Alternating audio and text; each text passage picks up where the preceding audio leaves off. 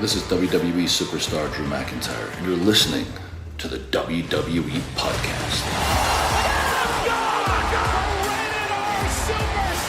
The champ is the one that everybody wants, me. It's going to WrestleMania.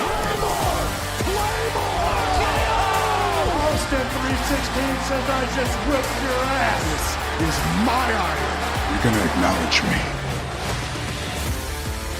Hey everybody, welcome to the WWE Podcast here. There's a Monday Night Raw review on this Tuesday, April 30th, final day of April 2024. We're going to get to Anthony DeMarco in just a second. Him and I had a 45-minute, 50-minute conversation about Raw a little bit, but a lot of it focused on the draft. I mean, we didn't really cover Monday Night Raw in depth, so I'll give you a little bit of some of my thoughts that we didn't get to with my conversation with Anthony, because as I said, we talked mostly about the draft and what it means and the rosters and going forward and potential rivalries and factions and things like that. And also dove back into a little bit towards the end of the show, actually talked about a little bit about the pandemic era and some of the memories that we had back then. Don't ask me how we got there, but we did. So before we get there, I want to thank a brand new patron. And that is Jason Miller, who's joined us. And I really appreciate it. Hope you enjoy your ad-free experience. If you want to go ad-free, patreon.com/WWE podcast is the name of the game. If you want to go there, or Apple Podcasts for an ad-free subscription. So we are going to offer 7-day free trials on both. So if you want to try us before you commit, you can do that for free for 7 days. And don't forget, with this being a PLE week, we've got our preview and prediction show coming up later this week, which you can get totally ad-free for free if you do the 7-day free trial on Patreon and or on Apple Podcasts. So one little bit of a disclaimer before I get to some additional Raw thoughts is that I had a screaming child in the background of my piece of the recording. So if you hear I hear voices on Matt's side, or I hear screaming. Yeah, that's my 3-year-old. Okay. And if I sound a little different, it's just because I'm trying to be quiet.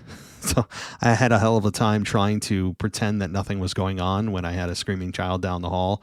So just FYI, if you hear that, or if you didn't, now you're going to listen for it, right? But I had a screaming child that I did the best I could to mute, and I hope it doesn't annoy some of you. It's not a full-out scream, but like if you listen, you're probably like, oh yeah, I hear that, right? So anyway, wanted to just put that out in front. If you were wondering what the hell is going on my end, it's toddlers who are trying to change their sleep schedule. That's what it is. But anyway, let's get to some additional Raw thoughts that Anthony and I did not cover. And, overall, I thought it was an interesting Raw. Not because of where they were, which, if they weren't proud of where they were, you would have never known, right? In Kansas City, home of the Super Bowl champions, and Patrick Mahomes was on on Raw, which was cool. Pretty cool deal. Pretty big deal to get a Patrick Mahomes collaboration for Monday Night Raw. Big deal for both sides. Fun. And we also got a surprise return of Braun Stroman, who interrupted and took out Logan Paul and his crony. And I think Braun Stroman, as Anthony and I talked about it, he's an asset to the company. I'm not a huge fan of Braun Strowman, like as a character. I think he's extremely one-dimensional, but the one dimension he does have, he does it well. So he's a big, strong guy. I don't know if he's the monster among men or the monster among monsters or monster of all monsters. I don't know what they've landed on.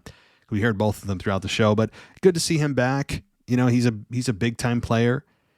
He's not a top guy, but he's a guy that you can pretend is and have him be a contender for a world title or the Intercontinental title. But that's probably where he'll live. But right now, he's returned and he's drafted to Monday Night Raw.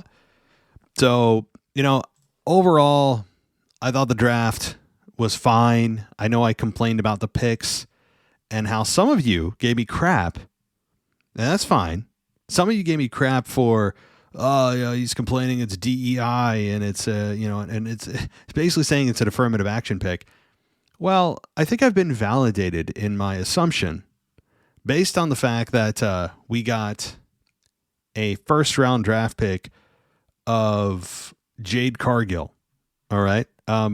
Now, Jade Cargill going to SmackDown in round 1. I understand that she looks like a big deal, but is she? All right. And also, we got the mention, if you didn't hear it, of the first woman, the first black woman, drafted in the first round, which again, I have no problem. I don't care. That's cool. Like, fine, cool, great, whatever. But it just validates my assumption, because you're telling me you would put Jade Cargill, an unproven commodity, over Drew McIntyre, who has not only been a proven commodity, but an improving commodity, even more so over the last 12 months. CM Punk is in round 2. I mean, again, I'm not here to complain about the picks pick by pick and making no sense, and I would have done it this way, I would have done it that way. It just is absolutely ridiculous. And I told you guys that it is a performance. It's outward appearance. How does it look to the public? Oh, he's talking about race. Yeah, I am. You know why? Because they also explicitly made a point about it. They didn't belabor the point, but they made it a point. So I told you guys that, and you said, "Oh no, I heard some of you. No, it's not. Is you really talking about DEI?" Yes, I am, and I think I was proven correct when WWE themselves said it outright. They wanted to be able to say that they had the first black woman picked as the first round draft pick. They did that by design. They didn't care about the fact that, it doesn't make sense for her to actually be a first round draft pick. We wanted to be able to say she is, as if that somehow means something. It doesn't mean anything. You want to know why? Because ultimately, at the end of the day, who's on the roster matters. This isn't an actual NFL draft, right? That's conducted a little bit differently. Has a little bit different goals, a little bit different strategy. This is very much performance and sending messages to the stakeholders and shareholders and those that care about those kind of agendas. And are they, well, I don't want to get into it. You guys know where I'm going, but I was proven right. And whatever. Like, I'm not here to say, I told you so. I'm just here to tell you guys that, like, culture and that kind of stuff is bleeding into wrestling. We see it now. We've seen it for a long time, but now even more so now that the McMahons don't own it. And we have much larger organizations who own WWE, who have their own agendas and own beliefs and own political ideologies that are now bleeding into wrestling. And it's going to, I think, get worse and worse. Again, no matter where you fall on it, it's going to continue to get worse, which I think is bad. I don't care. I don't want my agendas in wrestling. I don't want other people's agendas in wrestling, even though I believe in my own and I think they're obviously right. I don't want my agendas in wrestling. I want no agenda in wrestling. You know what I want in wrestling? Wrestling. I want good stories, engaging characters. I don't want political agendas. Okay? I don't care if they're mine or they're not. I don't want them. I want zero. I want just wrestling in my wrestling shows. That's all. Anyway, moving on. So that's all I'll say about that. But we did then get, let's see here, Gunther versus Xavier Woods. This went 16 minutes with Gunther taking out Xavier Woods. Gunther wins, as he should have. And he got submission using the STF, I think, for the victory. And a long match. And I don't think Gunther should have taken this long to beat Xavier Woods, to be honest.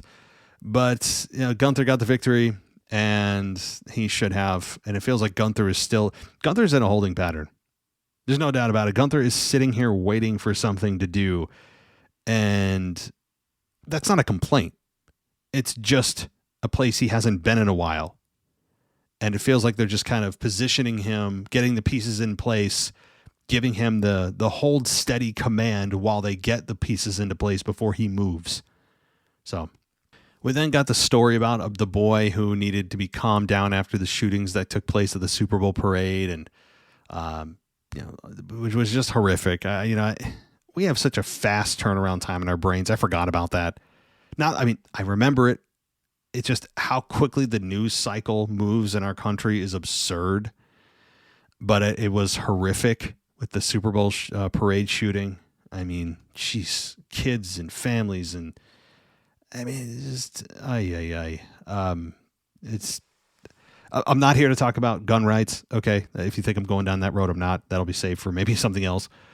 My point about this is seeing this in WWE acknowledge it was kind of cool. And anytime you get a real life, horrific, tragic event involved in wrestling, it just kind of reminds you how thankful you are for wrestling.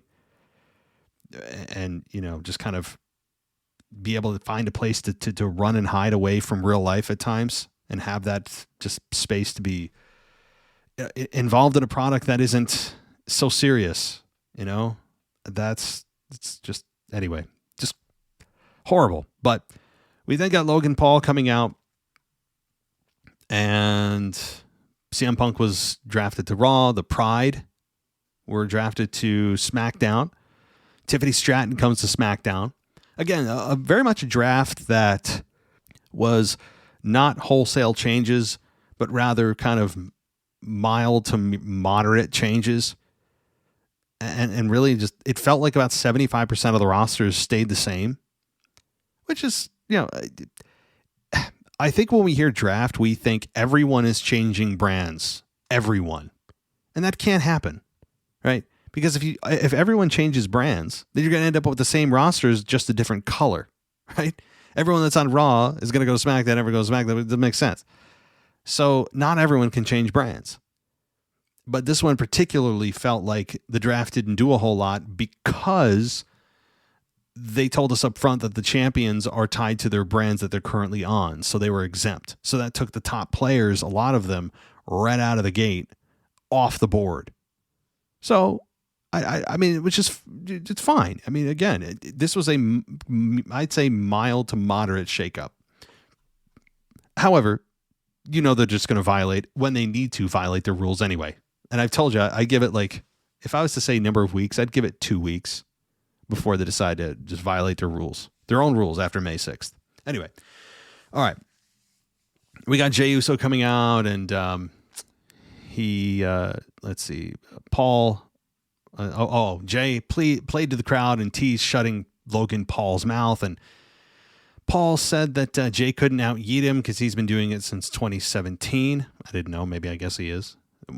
But Finn Balor and JD McDonough come out, and they start beating down Jey.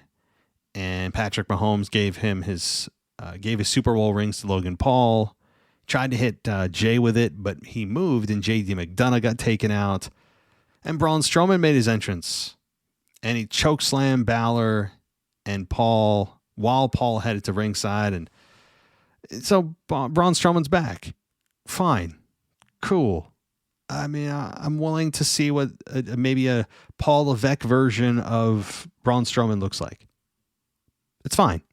Yeah, I'm not super excited. I didn't go crazy for a Braun Strowman return, but it's nice to see him back, and he is a big name on Raw. That's fine. All right.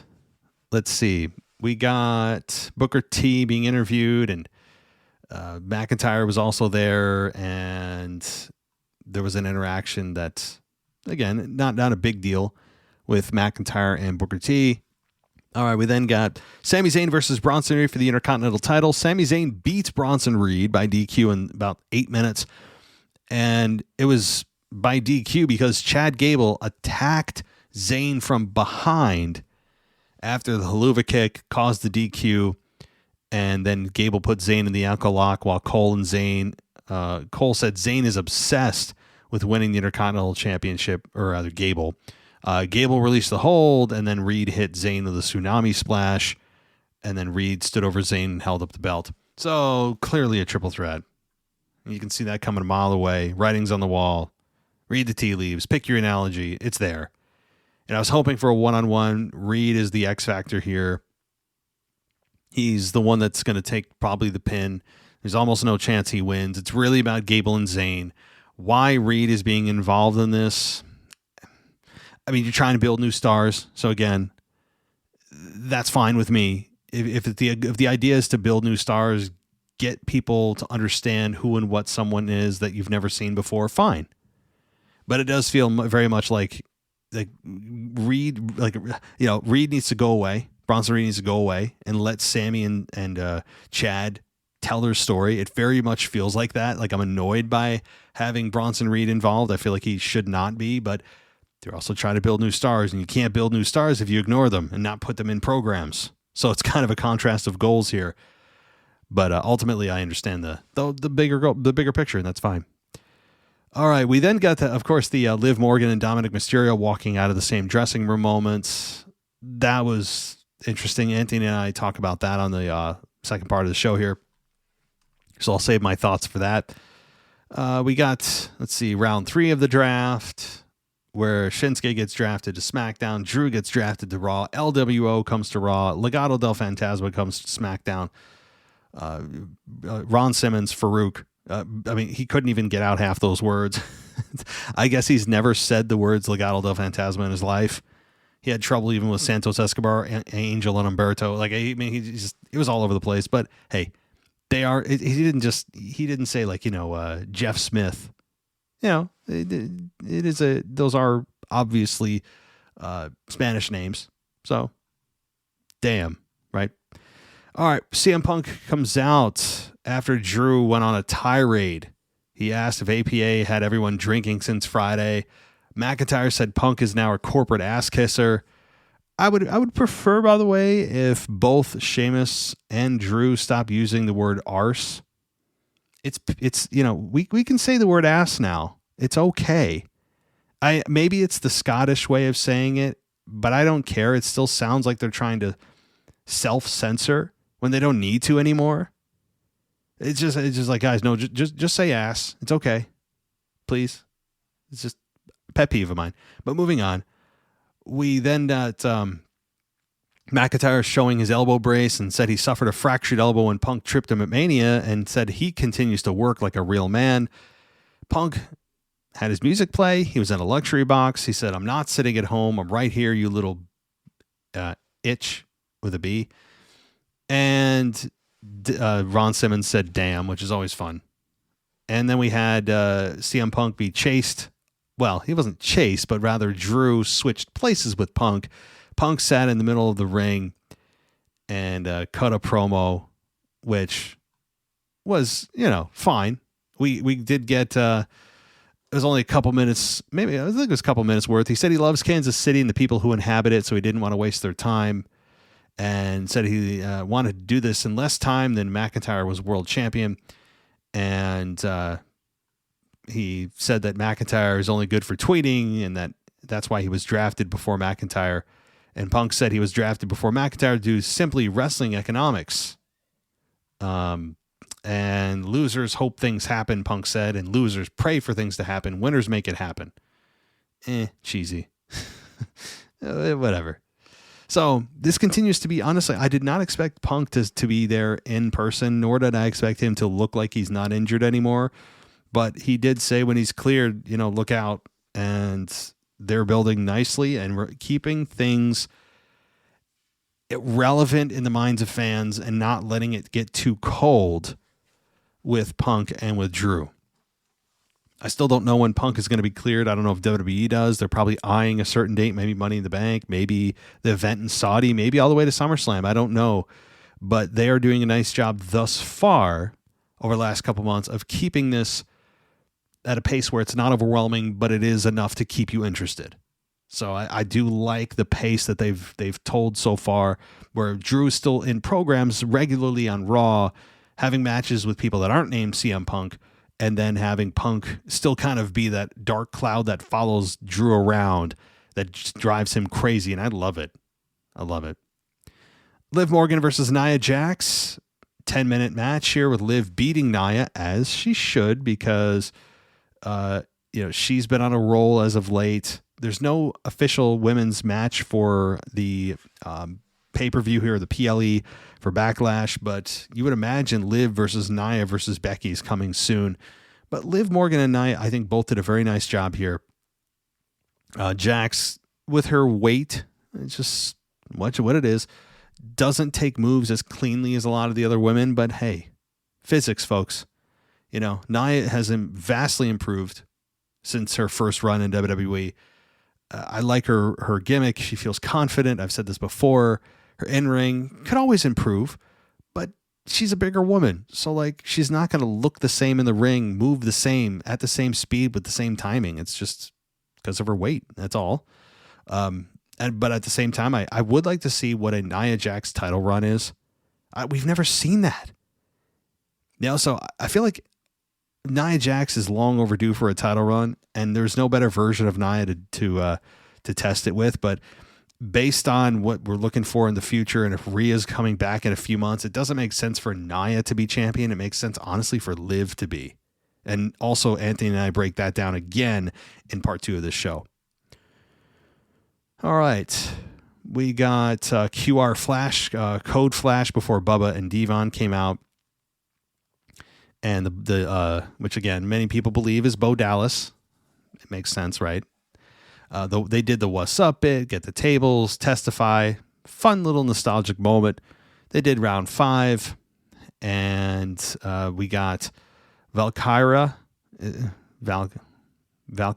I can't say it. I even screwed it up with Anthony. I cannot pronounce her name. Valkyria? Good God. I'm just going to stop before I hurt myself. We got Lyra. I can say Lyra. I can say her first name. Oh, so embarrassing. So Lyra got drafted to Raw, and you know what? She seemed genuinely shocked and genuinely moved by the pick. I don't think the NXT stars knew. It seemed legitimate that they didn't know they were being selected or who was until it actually happened. So if that's the case, I mean, that's kind of a cool way to do it. R-Truth and The Miz versus Otis and Akira Tozawa for the world title or world tag team titles. And R-Truth and The Miz defeat Otis and Akira to retain the tag team championship. Fairly quick match where Miz dropkicked Otis to prevent him from running in while Truth pinned Tozawa. So again, I think the days are very much numbered for Truth and Miz. I still think that, the next time that they defend him could be their last. Yeah. All right. We got a lot of Patrick Mahomes. And then we get to, let's see, Jay, Ricochet, and Andrade versus the World Heavyweight Champion Damian Priest, Finn Balor, and J.D. McDonough. The main event here was a 6-man tag team match, which ended with Jay, Ricochet, and Andrade beating Damian, Finn, and J.D. in 10 minutes and 40 seconds, with Jey Uso getting the splash and pinning Balor. Makes sense that the guy that's challenging for the top championship on Raw gets the victory, trying to make him look as strong as he can heading into the PLE. I think that Jay and Damian Priest have a program that is, I wouldn't say it's ice cold, but it's not exactly a program that's on fire.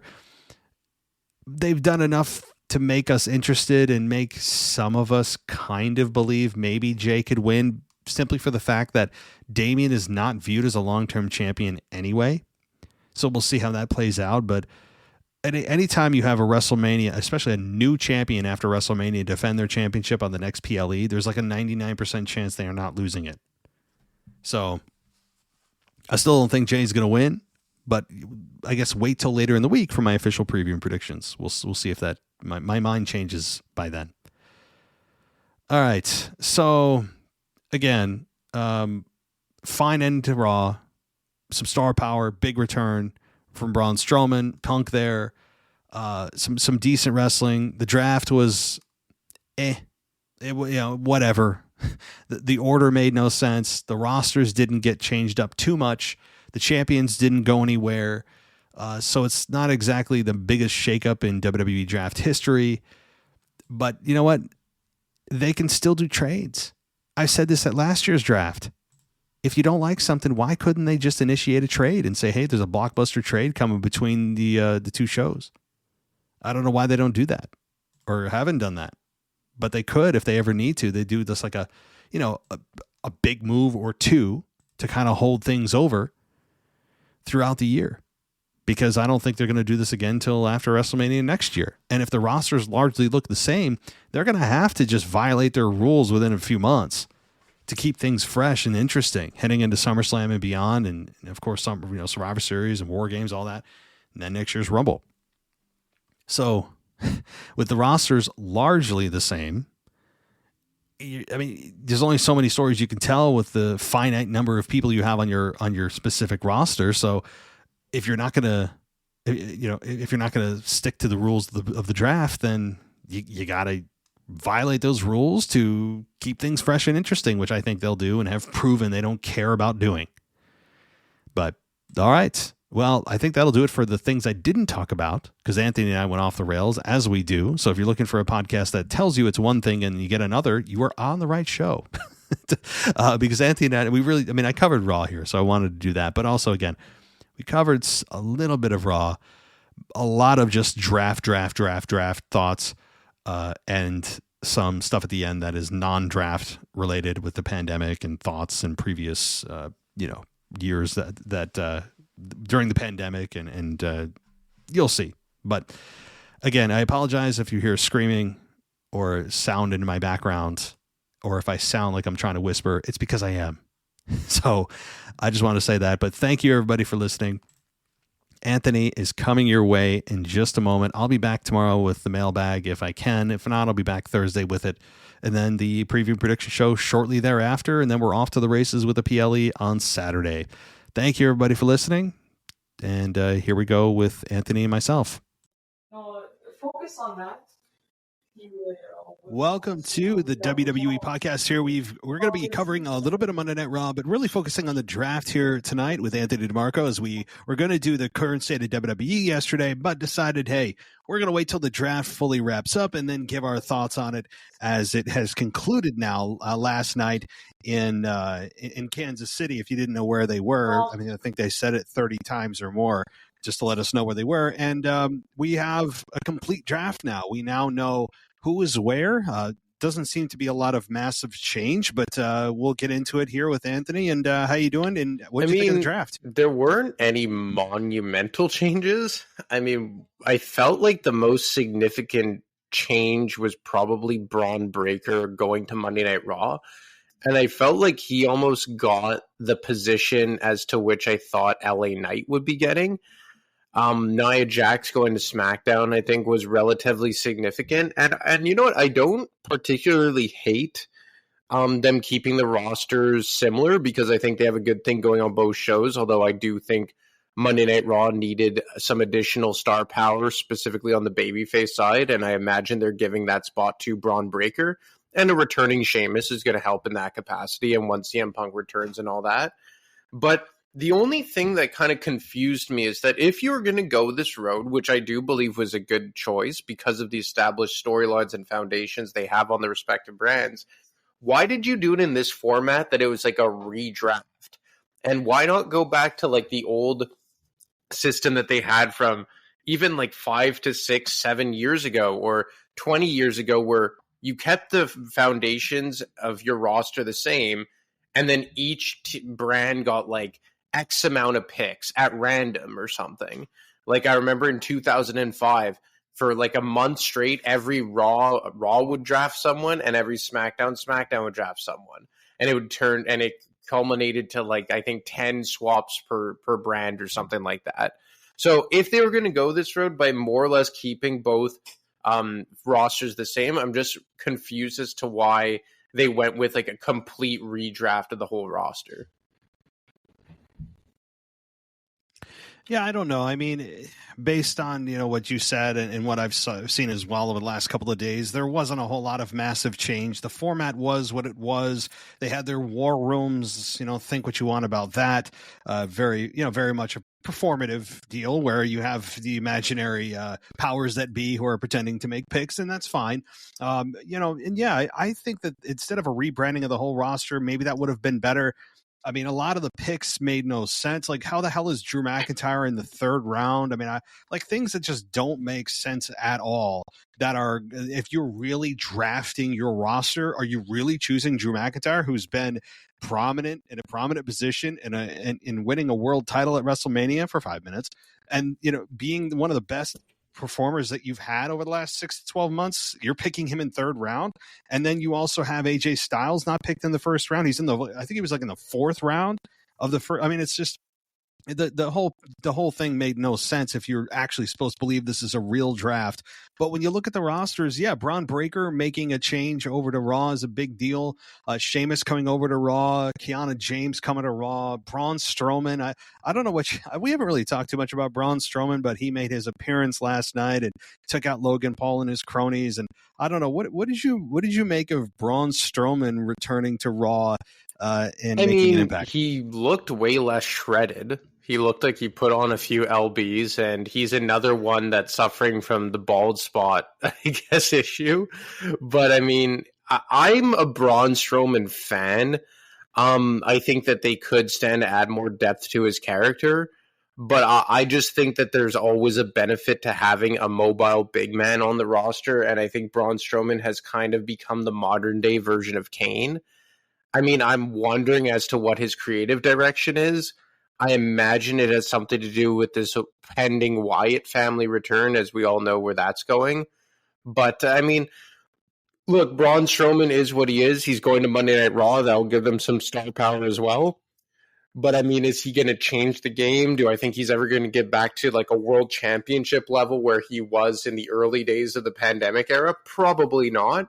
But I do see value in someone like Braun Strowman. And for his size, I've always thought he's very good in the ring. Yeah, and for his size, he does things that he shouldn't be able to do. And, he is very athletic for a big man.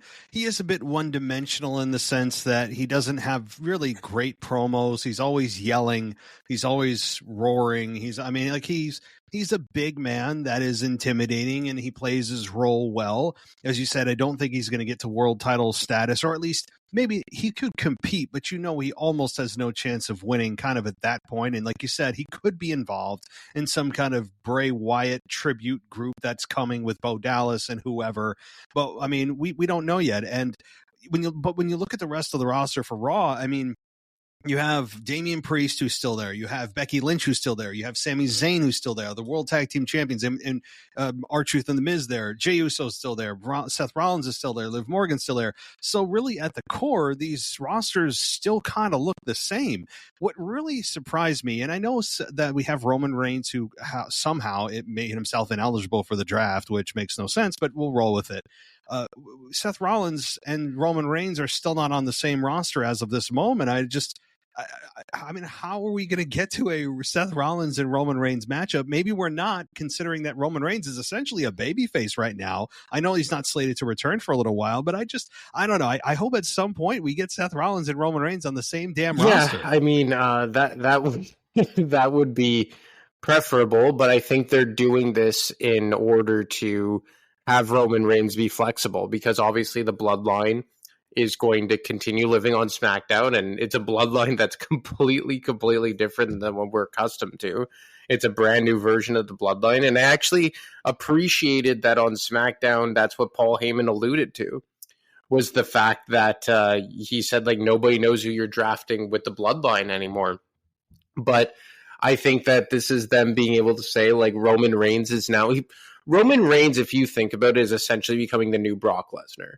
And Brock Lesnar was always, I guess, absolved from the draft in the last several years. He was always a free agent. He could go to any show he wanted. So, I mean, I guess that's the avenue they're going with. But at the same time, I don't think it's really going to matter, because for the time being, at least, you could have put Roman Reigns on SmackDown, because given the fact that you could, I guess, write off at least the next month or two, if not 3, right till SummerSlam, I don't see Seth Rollins being in Roman Reigns' crosshairs for at least another year, maybe? Like, if we're being honest, when's the next time that we could realistically see a program between Seth Rollins and Roman Reigns?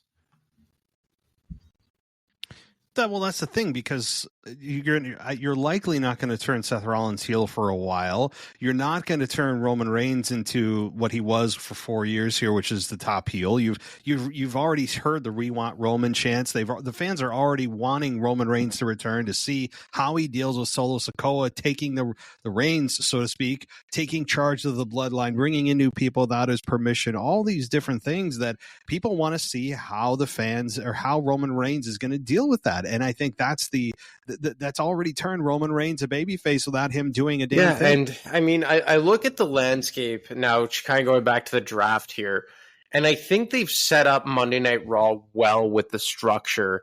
The one thing I was curious about that they kind of went with was that the champions were protected. And I found that peculiar because in years where you had brand exclusive championships like the women's titles and the tag titles, they weren't protected and you could swap the titles. But now that Triple H has completely revamped the titles and there's no more brand exclusive championships, now they're all exclusive. Like the WWE ones are synonymous with SmackDown and the World ones are synonymous with Raw. And then obviously you have the IC title and the US title respectively on each brand. But for you, were you disappointed at all that the champions were protected? It was interesting. It definitely is not something Vince McMahon has done in the past. What I don't understand is, maybe we talked about this before with Cody Rhodes, who was told to us that he is a SmackDown guy.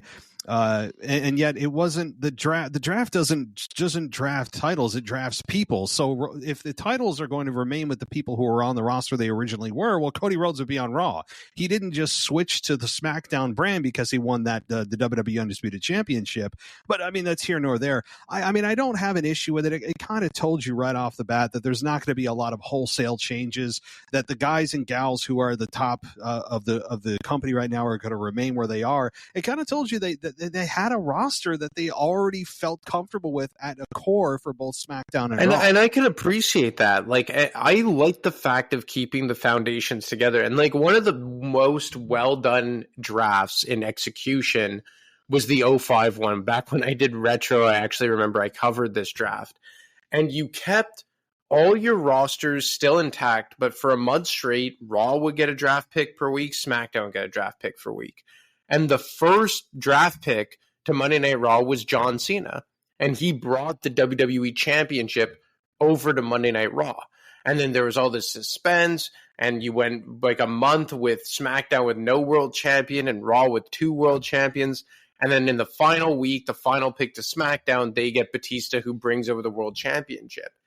And I thought that one of the reasons why they did this was because you could leave the champions up for grabs in these drafts. Because remember how goofy it was when like the Universal Championship was red, and then it goes over to SmackDown with Bray Wyatt, and then they switch it to blue, and then Charlotte and Becky do the infamous swapping of championships.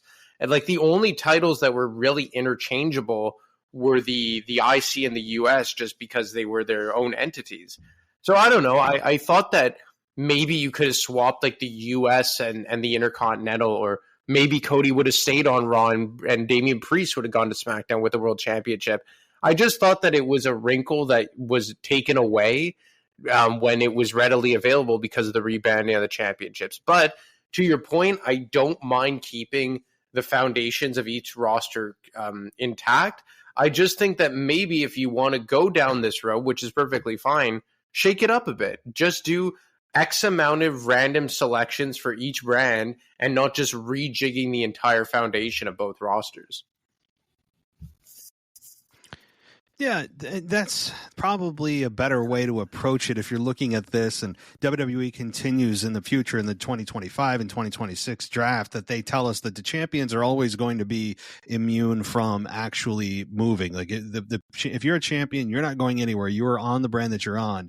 I think that, again, that tells it takes some excitement out of the draft, because you're not going to have these massive moves and changes, but at the same time, then that kind of tampers your expectations, and it kind of takes it down a peg or two, because then you know, hey, okay, my champions aren't moving, but at least we could have potential champions who are in the second and third tier move. And I don't know, how did you feel about, maybe you didn't feel too strongly about it either way, but when you have these picks the way that they got chosen, did you feel that it was a big deal that you had some people that made no sense to be in the first round and the second round, or did you not really care at the end of the day? You just look at the rosters for what they are. In the presentation, I did find it a bit goofy. Like for me, like why is Carmelo Hayes a first round pick? And I get it, they're trying to position him well, but I mean, it's kind of like, look, like I have night 2 which I do find that night two's draft selections made a lot more sense. Like Raw drafted Imperium first overall with Gunther and Ludwig Kaiser. Then Jade Cargill goes to SmackDown. Both so far, both make sense. But then Raw drafts Damage Control. And I'm just like, so Raw drafts Damage Control with their second pick in the first round, and then their next pick in round 2 is CM Punk. In what world is Damage Control more of a coveted selection than CM Punk? Or for that matter, SmackDown, they draft Kevin Owens with the second pick in the first round. Love Kevin Owens, but does he make more sense than CM Punk? You know, Drew McIntyre went after the LWO in round 3.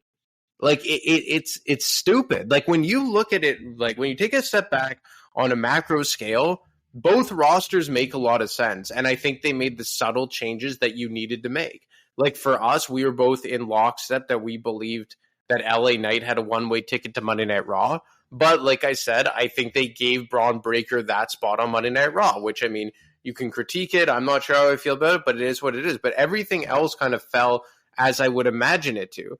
But when you do it in this type of format where you're trying to replicate maybe the NFL or the NBA or whatever sports league in a real draft setting, some of these picks really do not make any sense. Like you said, like Drew McIntyre going behind the LWO, going behind Braun Strowman, going behind Damage Control. Like, he just won the world championship at WrestleMania. Like, I don't know. There are a very, very like weird selections. Like, even Bronson Reed. Bronson Reed was the last televised pick on Monday Night Raw. The last televised pick for Monday Night Raw was Bronson Reed, the guy who just laid out Chad Gable and Sami Zayn in the Intercontinental Championship picture earlier on in the night. So there were a lot of things that didn't make sense. And what did you think about Baron Corbin? He was actually considered being, quote unquote, called up from NXT. He's going to SmackDown. But do you have any feelings on Baron Corbin now coming to SmackDown and getting, I guess, a re-promotion? Look, to the main I've roster? always been a Baron Corbin fan, specifically when he was the Lone Wolf. But what I've always liked about Baron Corbin, more so than his look, is that every stupid gimmick that he's gotten, Constable Corbin, King Corbin, Sad Corbin, Happy Corbin, he's always made it like stomachable. Like, you'll never, like, he has gotten some of the dumbest gimmicks, but you've never seen him be channel changing. And I actually think he's really, really good in the ring. I think there's untapped potential with Baron Corbin, which is crazy to say because I think he debuted when? At like WrestleMania 32, I think it was, when he won the Andre the Giant Memorial Battle Royal. So we're talking, 8 years now when he first showed up on the main roster. I remember when he went to SmackDown Live when they first brought back the brand split, when Shane was in charge of SmackDown and Stephanie was in charge of Raw. And he was a massive deal on SmackDown. He won the Money in the Bank and all that. So I'm looking forward to Baron Corbin. I don't know what his gimmick has been in NXT. I know that he briefly brought back the Lone Wolf stuff that really did not get enough runway on the main roster. But I'm really curious to see what Baron Corbin could do without Vince McMahon getting his grubby paws on him. Because was Triple H the one who oversaw the JBL stuff? Yeah, I think so. That was really unfortunate yeah. because that was like a spin-off of Happy Corbin, which really didn't work. But I'm curious to see what a serious Baron Corbin could do if, in fact, that's his character. Oh, that's kind of what I was going to say, too, is you don't have Vince McMahon here looking at Corbin as some kind of comedy act. I mean, you have Corbin here who could show you what we have been missing through the Vince McMahon years, and now we'll see what that Triple H can do and come up with, because I agree, while Corbin has at times, again, not channel changing, he's not Kofi Kingston, he's not the New Day, but at the same time he's felt stale at times, but not, I don't groan or say, oh my God, this is terrible. I've never felt like Baron Corbin is not an asset to the company. I mean, I think the worst part that he went through in his career was the dog food on Roman Reigns. I mean, I think that was right before the pandemic when they had like a 6-month program That might have been the worst part. But after that, I mean, he's gone through a lot of evolutions, and arguably, I think his sad Corbin, happy Corbin, winning the lottery or winning it big in Vegas was the coffee or the ketchup stain T-shirts and all that. Was hilarious. So I have more hope than I have in the past to see what they do with Baron Corbin on SmackDown.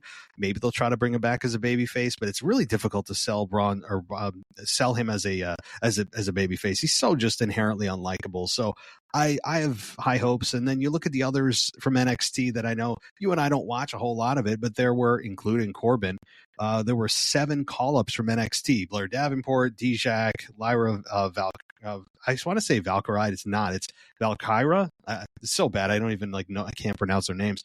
Kiana James, Carmelo Hayes, and Dragunov. So there are these names that I can't pronounce. Some of them I'm sure we'll be able to pronounce them in short order because this is kind of what a draft is. If you look at the NFL or otherwise, you do want to bring up the new talent. These are the ones that you could look towards the future for. And I think we're looking at 7 or 6, not including Corbin, of these men and women that could lead us into the new this new age of WWE. And Carmelo Hayes having a match with Cody Rhodes on Raw was, I mean, I think it's a statement to the fans. Hey, this is a name that you're going to recognize moving forward, and having a competitive match with Cody Rhodes on Raw this past week. But I think that the NXT show had a nice, they had a nice showing. It's 7 picks. It's not overwhelming. I think it's just enough to add new blood into the roster. No, I would agree with that. I mean, again, I'm not really that privy to what's going on in NXT. I thought it was a nice touch having Shawn Michaels congratulate the wrestlers that were drafted to NXT and handing them whichever hat of the brand that they were drafted to. I mean, look, I'm not sure how star-studded NXT is right now. Obviously, you have Dragunov, the one who went to Raw. He just dropped the NXT Championship. They made a big deal of the girl who she went to, was it Raw? She was the last televised pick on Friday night. I mean, again, I ignorant. I'll plead ignorance here that I'm really not up to speed with NXT like I probably should be. But I am always curious to see what kind of impacts they'll have. Like a Braun Breaker making the jump here, although was he already technically on SmackDown? I believe he was, right? Yeah, that's a good question. Let me look here. I believe it was a big deal that Nick Aldis signed Braun Breaker. Yes, he was. He was technically exactly, a SmackDown and star, there were some of those that were funny. Like Braun Breaker just signed with SmackDown. Now he's on Raw. Andrade just signed with Raw, and now he's on SmackDown. When I look at these shakeups, I have to say, it was more at the lower end of the roster that I think the more significant, I guess, movement was made. For me, and again, maybe it's just because I'm unrealistically high on this group, but one of the changes that I'm the most excited for, aside from Nia Jax going to SmackDown, because I think her going over there, quick side note, do you not really like the setup of the women's division on SmackDown right now? It is, and we don't even have Charlotte back yet. Because you have Tiffany Stratton, who I think is a budding superstar. Naomi, who's finally getting a relevant kind of story. Bayley, obviously, I think she's doing a great job. You have Bianca Belair and Jade Cargill, who I imagine are going to win the women's tag titles this coming Saturday. And now Nia Jax.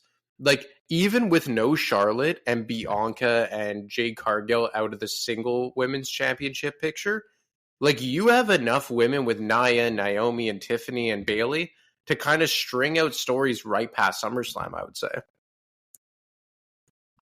Oh, easily. And then if you ever wanted to split up some of the tag teams like Chelsea Green, Piper Niven, and Indy Hartwell and Candice LeRae, you could do that. I mean, we're already thin on tag teams as it is by default in WWE. That's just their nature.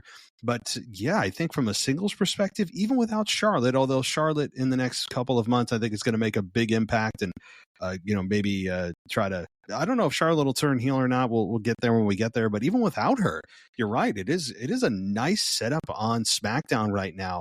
And I think that this is going to be a really fun summer leading into SummerSlam. Of course, a couple of pay-per-views before that. But yeah, this is even the tag team division's okay. I think that they're in a good spot. And, you know, you look at Raw, as I'm looking at the Raw side of things for the women, you know, you've got you got Damage Control, which again, why they were drafted in the way they were, and the ranking makes no sense.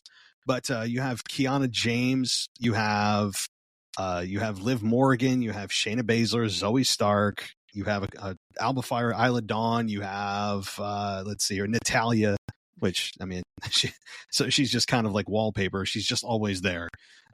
She's Caden Carter and Katana Chance, Odyssey Jones, or I'm sorry, not Odyssey Jones. It's not a woman, but I think even on SmackDown or the Raw side of things, we've got a really nice roster. I think they did a nice job sitting down. Triple H did a really good job sitting down and trying to evenly split the women and figure out, hey, what are potential matchups moving forward? I think they did a nice job. Between Becky and Liv Morgan, and whenever Rhea returns, and it really seems like they're going with like an affair angle between Liv and Dominic, which is, you know, it's pretty messed up to see how far we've come, but like it's an adult angle, but it's not like a rated R. Like it's just a very realistic angle, is it not? I like it. I can't remember the last time they did an affair angle, and the way that they did it in the background, Liv leaves a room, and then 10 seconds later, Dom leaves a room. Yeah, they're doing it in a way that's still PG, and we'll see how far they can take it. I like it because I think this is going to be really fun where we have, I mean, obviously Rhea Ripley, when she comes back, is going to confront Dominic about what's going on. This is probably going to build and build and build. And that's going to lead to the official split of Dom and Rhea and the complete full throttle push for Rhea Ripley as a babyface, because that's the last tie really that's holding her from being a full out babyface is Dominic Mysterio. Even when she's in the Judgment Day, people cheer her. So this is going to be a fun storyline. Well, and that's the thing is that I think that you have, well, first of all, I think that Liv has found her niche. Like, you've been trying to figure out what kind of character Liv should be. I think this is it. I think they finally found it. It fits her perfectly. I mean, I'm not a huge Becky Lynch fan, but I think that after I've digested it a bit, not that I hated it in the moment, pardon me, but I do think that she was the right woman to win the world championship right in the immediate aftermath of Rhea being injured and surrendering it, or vacating it rather. But I think that with Rhea Ripley coming back, I would imagine she'll be back in time for SummerSlam. You have Becky, you have Liv, but just between these three women, you can probably stretch a story into Survivor Series season. And to be honest with you, based on how we've kind of outlooked all of this, I think Charlotte would make more sense to come back to Monday Night Raw. Oh, yeah. I mean, I wouldn't hate that either. It's a 3-hour show, more time to fill, more spots, more minutes. I think that would be actually maybe a better idea, depending on where SmackDown is at the time.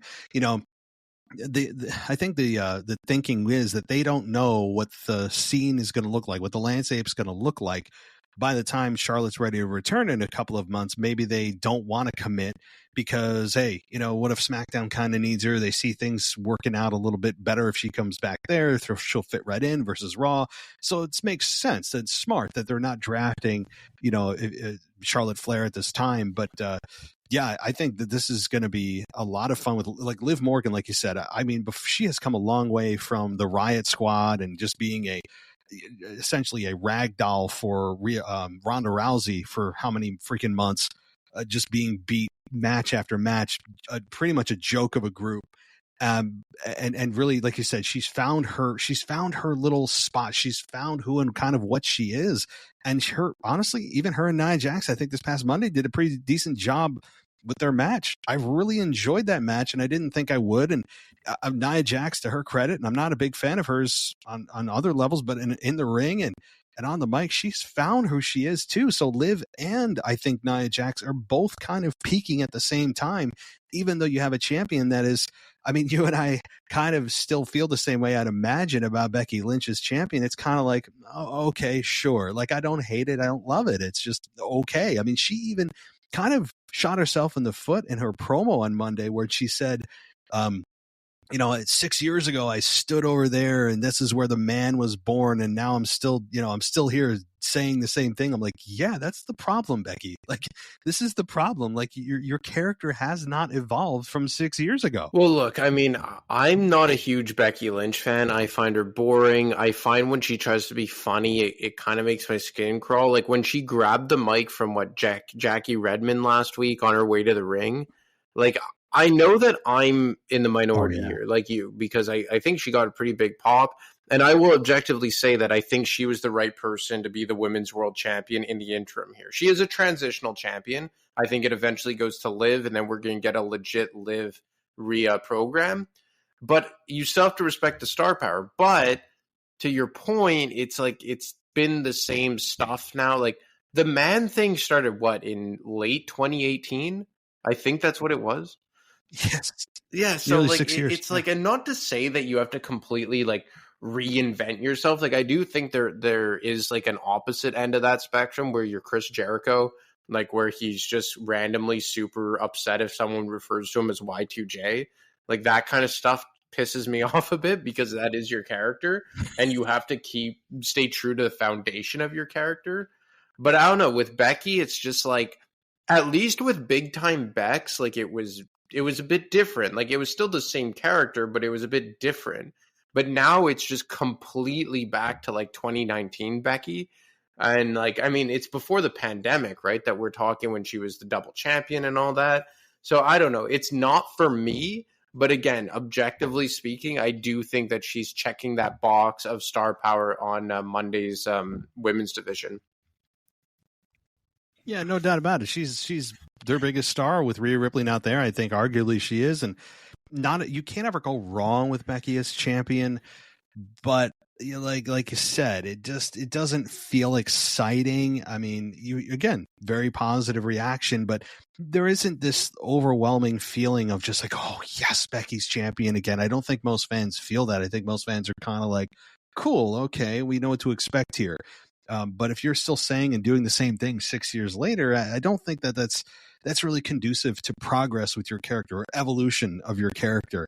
That said, she's still very successful. I've been a little bit bored with her character as well. And when she does do comedy, it's never funny, almost never. But to be fair, comedy is very difficult to do, very difficult. I'm not saying that she should be good at it, but if you're not really good at it, don't do it.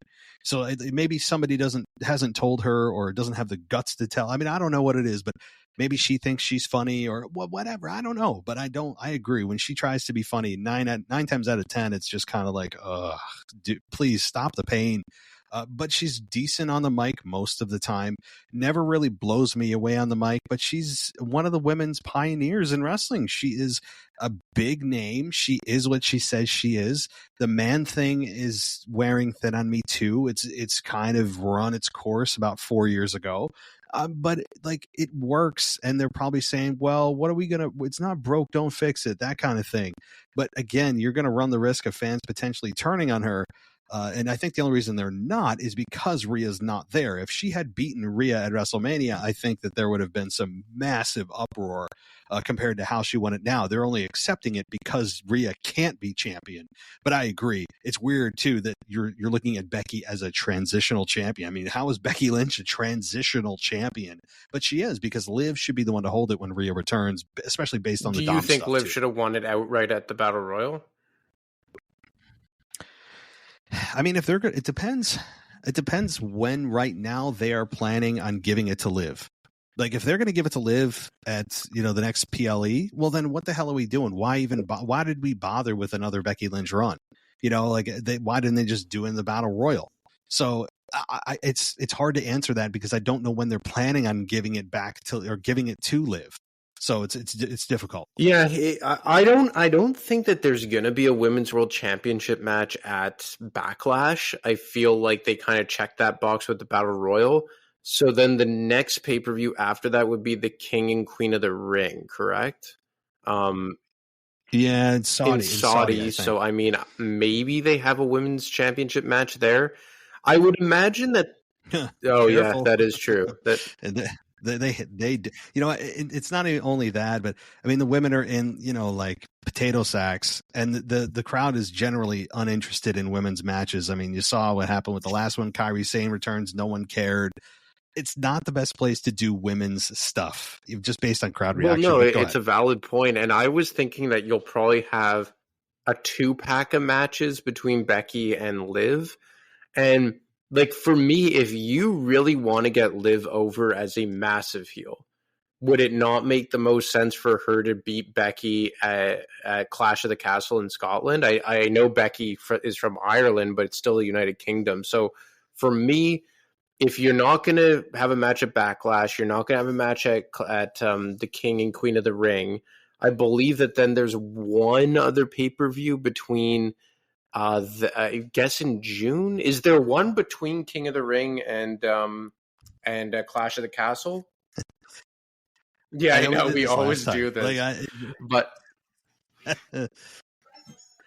I'm looking it up because I'm not going to screw this up, guys. I just, for some reason, I go blank in the summer months. I'll find it. I think there is one every single month.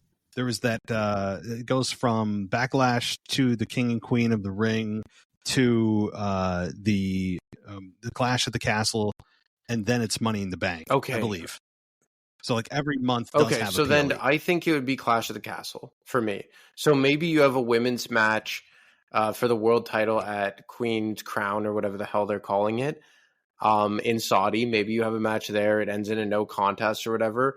And I think Liv winning it in June would make sense. I think that would be a fair run for Becky.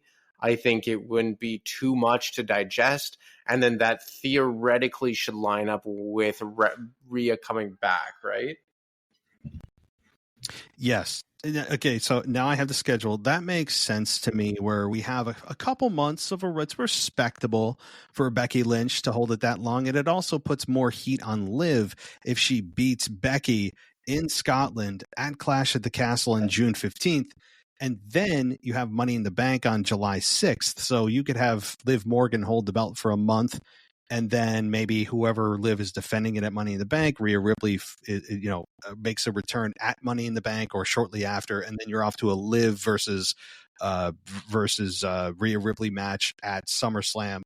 You could also add Becky. I mean, maybe they're already thinking, we could do a triple threat. Whatever the case is, Rhea Ripley is going to face Liv Morgan, who I think at that point will be a pretty well-established heel, especially if she beats Becky in Scotland for the women's championship. I think that's I like that plan. So to answer your question from a few minutes ago, if they're doing that, I think they're accomplishing a few goals that are achieved by Becky being champion instead of having Liv win it in that battle royal, because you're getting more heat on her having Becky lose in Scotland to Liv Morgan, and there's more of a pop, I think, for Rhea Ripley when she comes back trying to go after Liv, who injured her. So this all, I think, works out and well. it could perfectly line up for Liv versus Rhea, because then what did they say, about 3 months for Rhea to return? I think it was 3 months or so. I think she'll be back in time for so SummerSlam, let's say you have Liv win at Clash of the Castle. Maybe she has a rematch with Becky around Money in the Bank or at Money in the Bank, and then you're into July. She retains that championship, or maybe she goes up against whoever else, another woman on the roster that I don't have right in front of me, like Zoe Stark, or maybe a triple threat match with Zoe and Shayna Baszler. And I think based on how the women are structured, there's a good avenue for one of those two to really kind of take advantage of that. But I think what I like about this is that then you could have Liv 1 month into her reign. It doesn't feel flat at all, because imagine if Liv had won last week and then you try and stretch it all the way to July. Like, is Liv really capable right now of going on a long women's championship run? Maybe the steam would have come off a bit. The win would have been taken over sales after month 1 or 2 go by.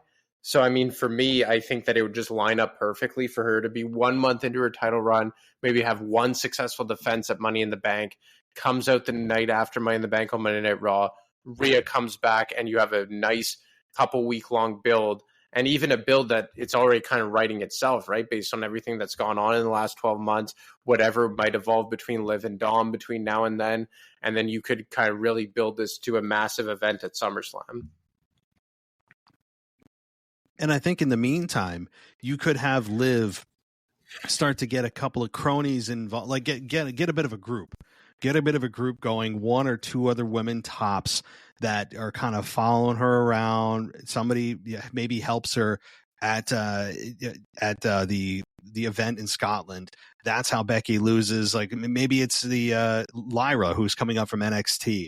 Maybe Zoe Stark. Maybe it is Shayna Baszler. Somebody around Liv Morgan that wants to protect her, because Liv Morgan Rhea Ripley against multiple women, I think is a more fun story than just Liv versus Rhea one-on-one, because Liv versus Rhea one-on-one, it's such a mismatch of physical abilities. It's not even close. Like, Liv is going to get absolutely destroyed by Rhea Ripley.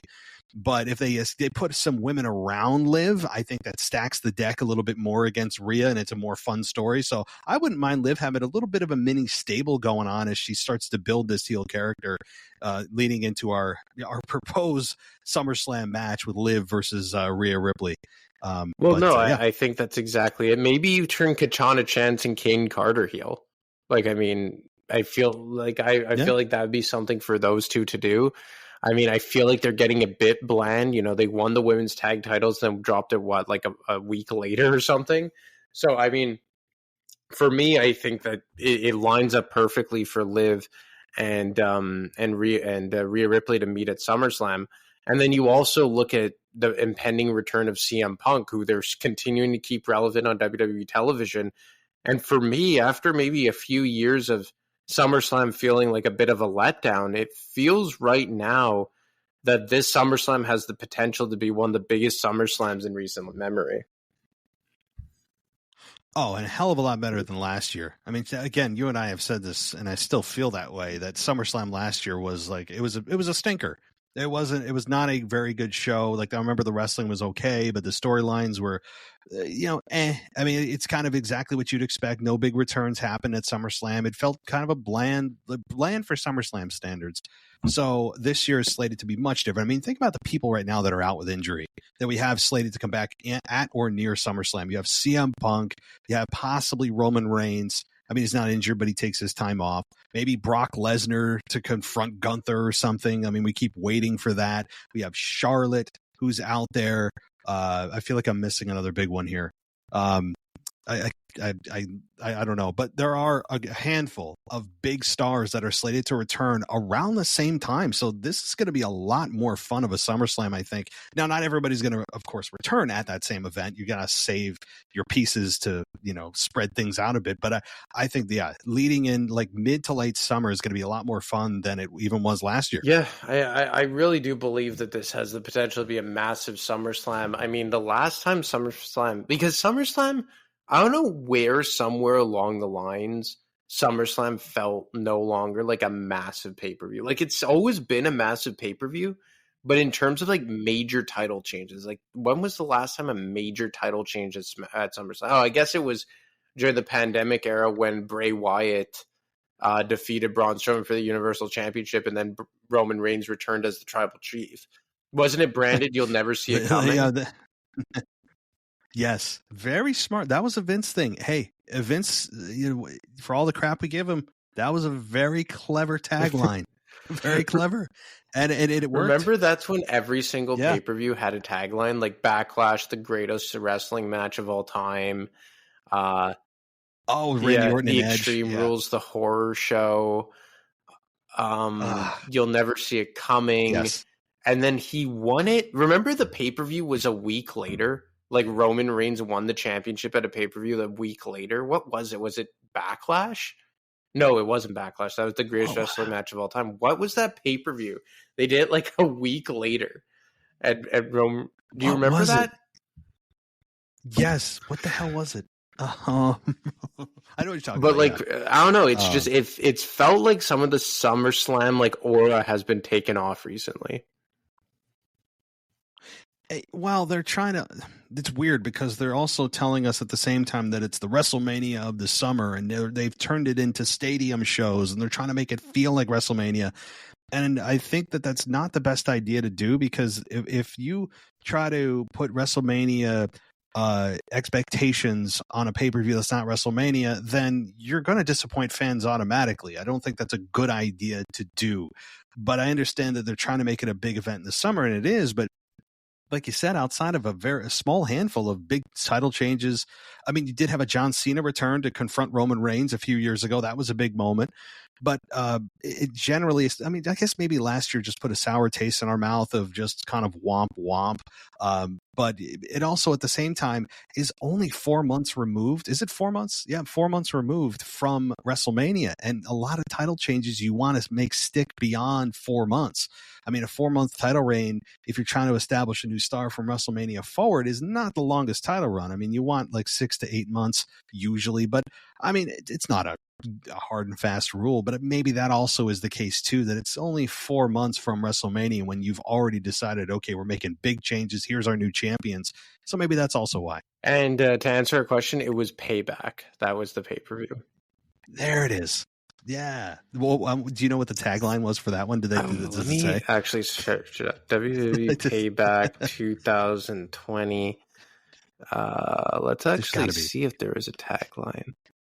I'm looking on Wikipedia. I can't really find it. Payback. No, I don't even know if it had a tagline. If just Roman Reigns being there was enough. Yeah, I'm looking too. I don't see what the no, I don't. Man, you want to hear the match card? Yeah, the Riot Squad, Ruby Riott and Liv Morgan defeated the Iconics.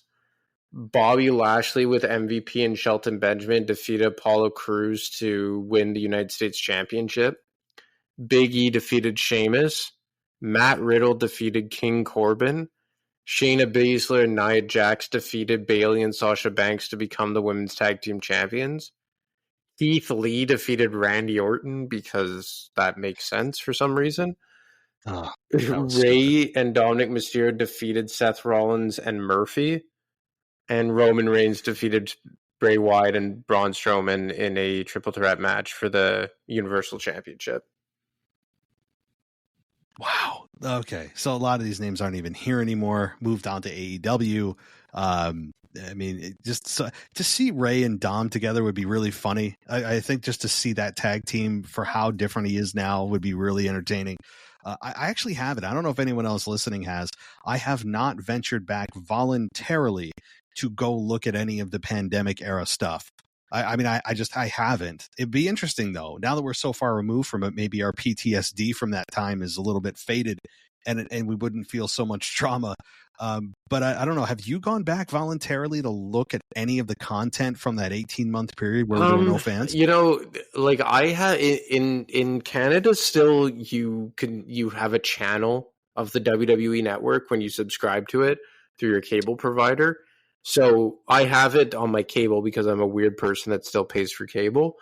And like sometimes they'll just play like old school Raws or old school pay-per-views or whatever.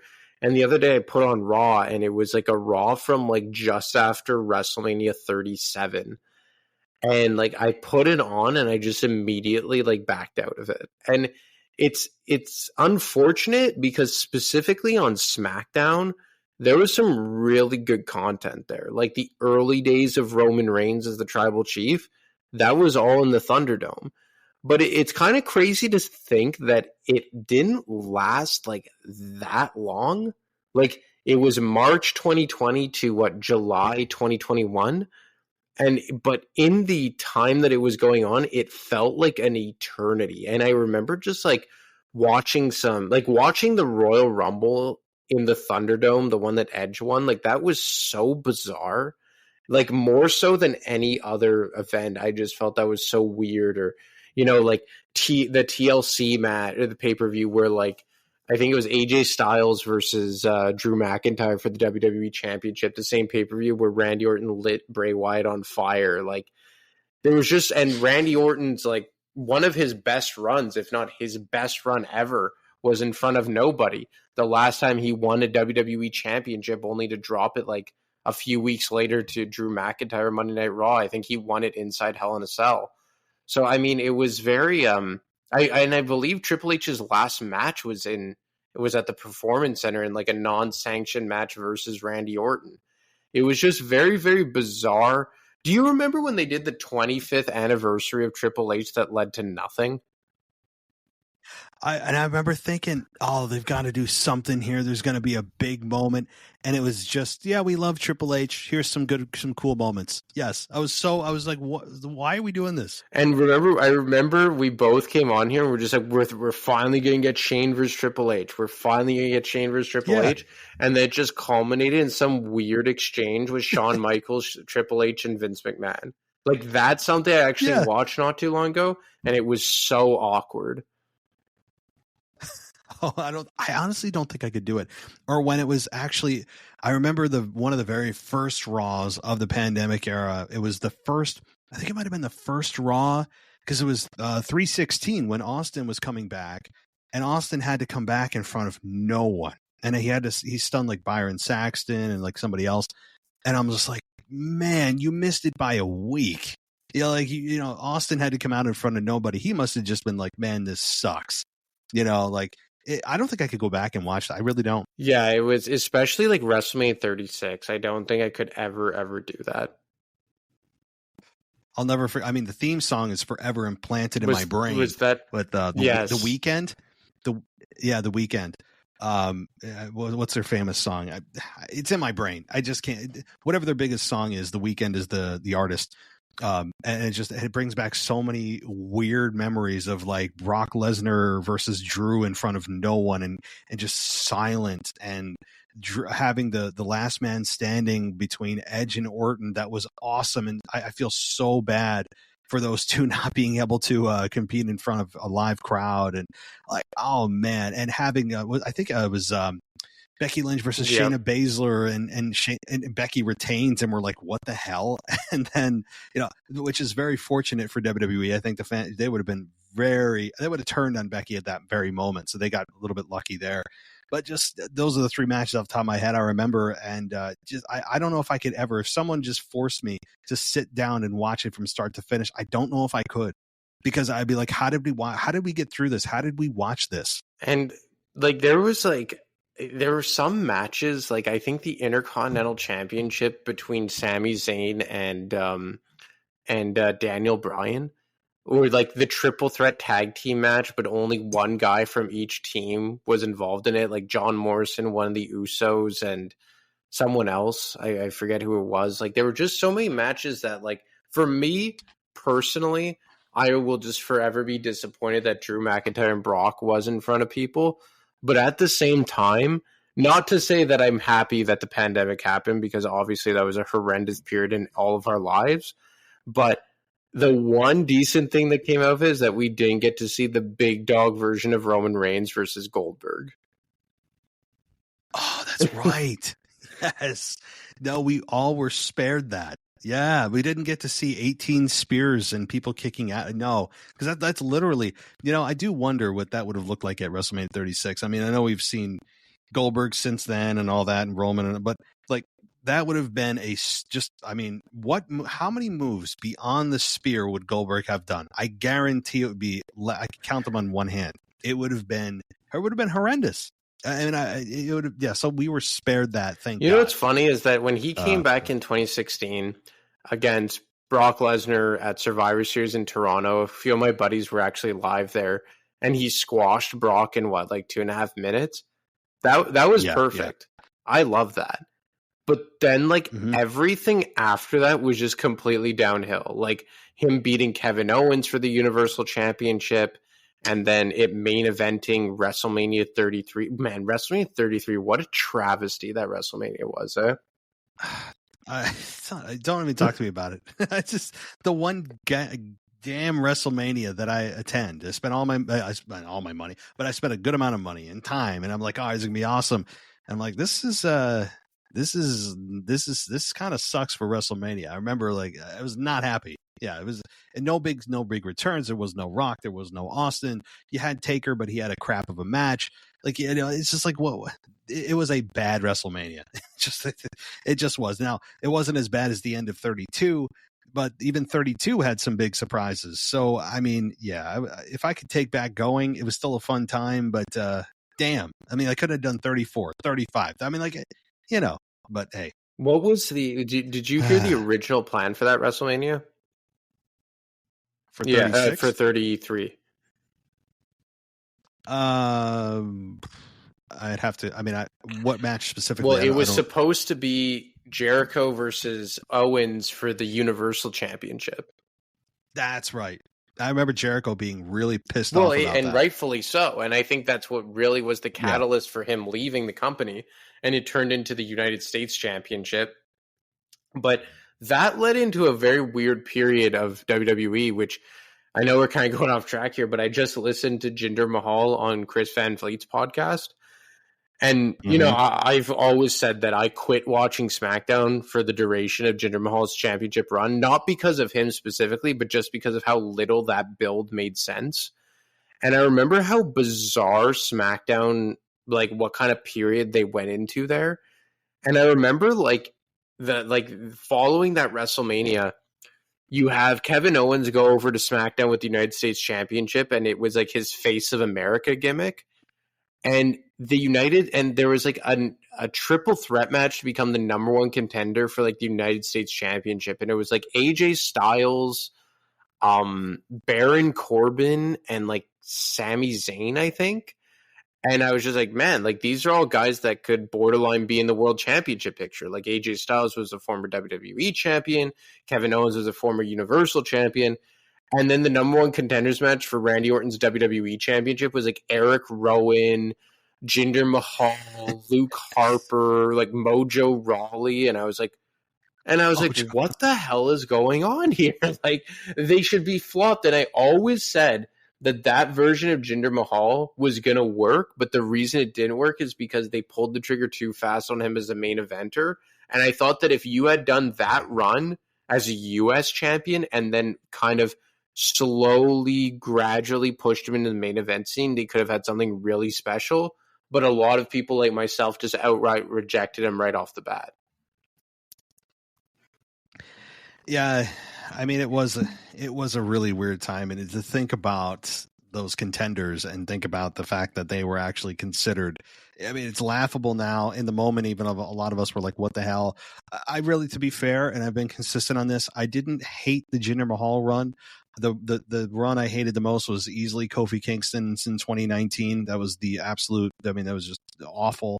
But to me, I mean, Jinder Mahal, it didn't make sense. I mean, he's beating Randy Orton with the Colossus, and then you're like, oh, okay, well, he's gotta give it up in a month. And then he held it. And it's just, hey, I'm all for a foreign heel coming in, being the dastardly heel, running down the Americans, saying, you're just booing me because I look different, I speak different. All it's tried and true method. And I think it worked to some degree, but not the level that they wanted. I didn't hate it. I didn't love it, but I'm not one to sit there and go, this is the worst thing ever. I agree though that they might have done it a little bit too early and it wasn't fully thought out of how they were going to do this and make it successful. But I saw the podcast too with Chris, and I think they did a nice job. And I think, seeing what Jinder Mahal thinks about it now is quite interesting. If anybody hasn't listened to it, I would recommend you do. Yeah, he was always an interesting character because then I believe he won the United States Championship at WrestleMania 34 in the Fatal 4-Way match. They didn't do a lot with that. And you look at that time period, like 2017, right up until the pandemic, like WWE was in a really bad space. Oh, God. Yeah, I mean, when you look at the women's evolution hadn't really gotten to where you want it to be yet. It started. It's things are getting better, but yeah, it was not in the best of spots. When you look, I mean, ratings, talent, depth. You were still trying to lean a little bit on the stars of yesteryear. It was not a good time, and right now they're on a boom. I mean, wrestling goes in cycles, and we're right now on the ascent. I don't know if we're at the peak. I don't know if we're on our way down or we haven't even got to the top yet, but that's just the way it goes. And that was certainly a downtime. And now we are on the we're on an upcycle that really, I think the biggest upcycle since the Ruthless Aggression era. I said that before too, but I think we're in a good spot, way more than we were back 7 years ago. So, all right. Well, I know we've gone way the hell off topic talking about, we've kind of turned this into a wrestling nostalgia show, and recapping the last 7 years. But no, it is something that I don't think is really talked about enough of where we were in the pandemic era. And But any final, I'll just point it to you. Is there anything else that you want to discuss before we wrap it up? Honestly, just that I think that while the draft itself was disappointing, to kind of bring this back full circle, I do think the way that they set up the rosters was very well done. Yeah, I agree. Ultimately, I didn't like the way they made the picks. The picks made no sense, all that kind of thing. The order was ridiculous. But at the end of the day, when you look at the actual rosters and how they were laid out and the end result made sense. The end result, I think, was very balanced, and I would agree. I have no issue with the way the rosters were, and the way that they were picked, I think we can kind of put to the side, because at the end of the day, it's who's on the roster. So. All right. Well, I think we'll leave it there, guys. Thanks so much for listening. And I will be talking to you after Backlash. And we're looking forward to the event in Saudi after that. Looking forward to it, man. Enjoy the pay-per-view. You too. Good night.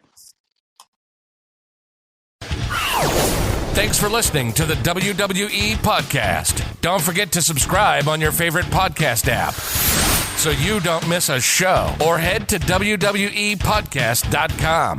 And for all of these shows ad-free, head over to patreon.com/WWE Podcast. Until then, we'll see you next time.